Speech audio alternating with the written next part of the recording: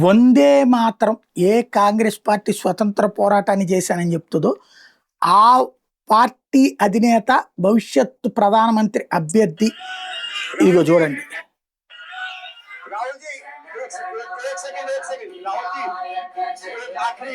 ఒక పక్కన జాతీయ గీతం పాడతంటే పట్టించుకోకుండా వెళ్ళిపోయేటటువంటి తత్వం.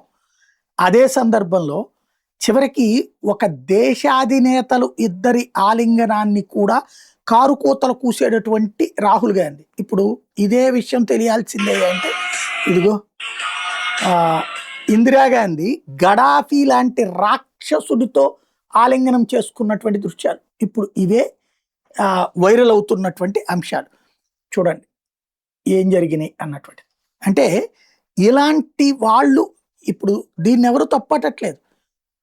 కానీ కాంగ్రెస్ పార్టీ వైఖరి లేదా ఇప్పుడు కాక్రోచ్ జనతా పార్టీ వైఖరి, వీళ్ళందరి వైఖరి ఏంటంటే దేశంలో జనం అందరూ ఇప్పుడు బంగ్లాదేశ్ లాగా అయిపోవాలి, నేపాల్ లాగా అయిపోవాలి.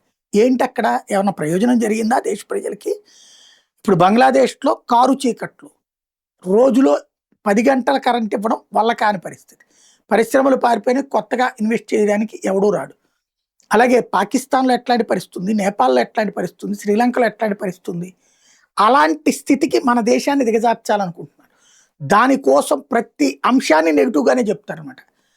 ఈ దేశానికి సంబంధించినటువంటి అధినేతని ప్రధానమంత్రి నరేంద్ర మోడీ విదేశాలకు వెళ్ళి అవతల ఉన్నటువంటి నాయకులను ఆలింగనం చేసుకోవడం అంటే దుర్మార్గంగా చిత్రీకరించడం, జార్జియా మెలోనీ గురించి కారు కూతలు కుయ్యడం, లేదంటే పరీక్షల గురించి తప్పుపట్టడం, నిరంతరం ఏదో ఒక అసంతృప్తిని రగిలిస్తా తద్వారా ప్రజల్లో ఏదో ఒక వ్యతిరేకత క్రియేట్ అయితే ఆ తర్వాత నేపాల్, బంగ్లాదేశ్ తయారు చేయాలనుకుంటారు.